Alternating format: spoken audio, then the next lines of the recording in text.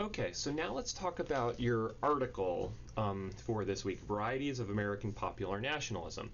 And the first thing I want to indicate to you is that this is a scholarly article. This is an article written for professional scholars. It's in the American Sociological Review, so it's written by sociologists who like to, in this case, they like to crunch numbers. And I don't want you to get hung up on the nitty-gritty. Don't worry about how they got their data, what numbers they're using, their whole discussion of the data, the numbers and stuff like that. I want you to get a sense of the big picture in this article. The easiest way to find the big picture is to read the abstract closely. Okay, in the abstract, they're going to give us the kind of main information that we need. Okay, the abstract is kind of like a summation of it. Where this is an article trying to look at the depictions of Americans' national self-understanding. So how do Americans understand themselves as part of a nation? What are their feelings toward the nation? What are their feelings about the nation? What are their ideas? So this is part of nationalism, which is all about ideas and feelings and perspectives about the kind of political system, the governmental system in which you live. So people can all live in the same state, right? They can all be in the same government or under the same kind of government, but have very different opinions about the nation. And you can leave the country that you're in. You can leave the state that you're in. Like, you can physically move from the United States and go live somewhere else and still consider yourself a, quote, American. You can even change your citizenship. You can get rid of your citizenship as an American, and you can renounce it, but then still claim to be an American. Okay, so they're not, citizenship and nationalism are not one and the same. And in this article, they're going to identify from data in the 1990s 4 particular kind of types of American nationalism, and then they try to so who fits in these categories. Okay. So the categories themselves, they get into, if you read the article, they talk about what data they use, they talk about other scholars. If you jump down here to, what page is this? Oh, there's the numbers, a little too far. Okay, if you go to page 5 of the article, it defines nationalism and defines nationalism in the United States. And this is just really, if we want to boil it down, it's the ideas and perspectives and feelings toward a government structure, the people underneath that government structure. So, like, who is an American? Do you have to speak English? Do you not? Those are kind of feelings and approaches. It doesn't say that anywhere in the government body. So then they get into their data, and here's their findings. You can look. What I find most interesting about this is if you look at the questions. I don't understand the numbers, what they're doing with the numbers, but here are the questions they're using to address how close do you feel to America. And so, to be an American, do you have to be born in America? Do you have to be a Christian? Do you have to be a citizen? Do you have to speak English? Do you have to feel American? Can you be an American but kind of, not feel it? Partly you can be part of a family, right, biologically, but not feel part of that family. And then other kind of questions about it. How proud are you of America? Its history, its armed forces, its political influence, these types of things. So then the categories. Let's talk about the categories here.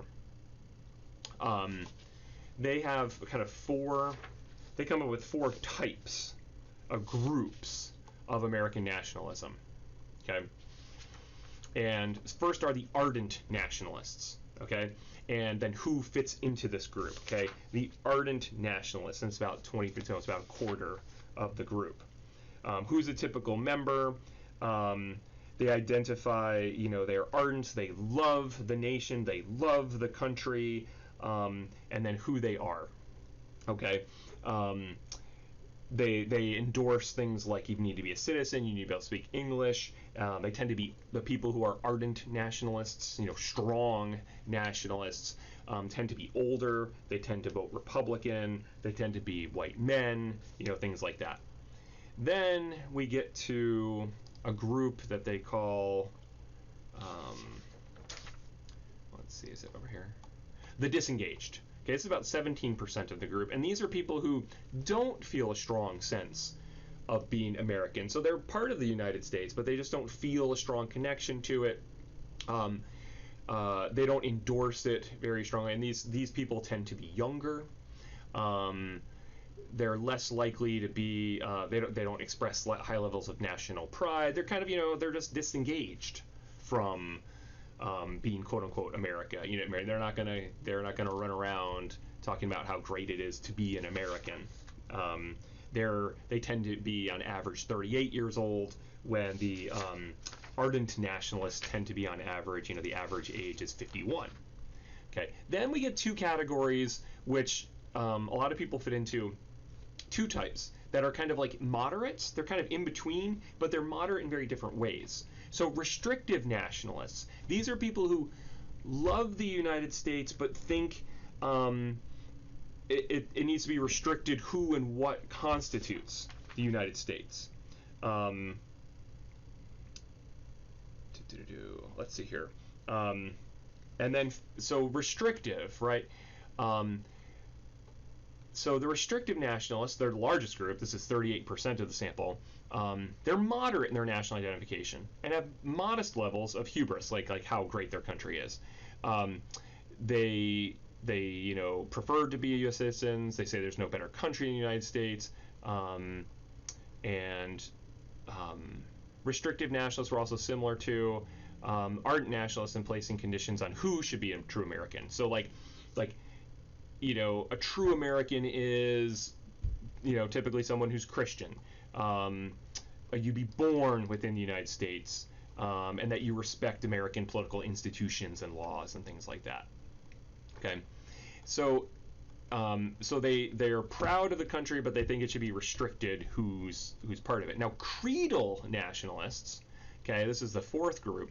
Creedal nationalists see the United States more, and their nationalism more, as a set of ideas. So not like being born here doesn't matter so much. Speaking English doesn't matter so much. It's, do you agree to certain principles? Okay, democracy, rule of law, universalism, meaning that all laws should apply to all people.